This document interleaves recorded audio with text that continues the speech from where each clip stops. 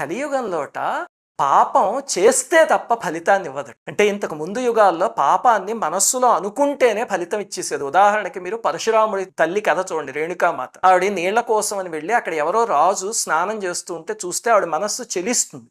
వెంటనే జమదగ్ని మహర్షి ఆవిడ తల తీసేయమంటారు. ఎందుకంటే తప్పుడు ఆలోచన వచ్చింది అంటే మానసికంగా వ్యభిచరించినట్టు అని.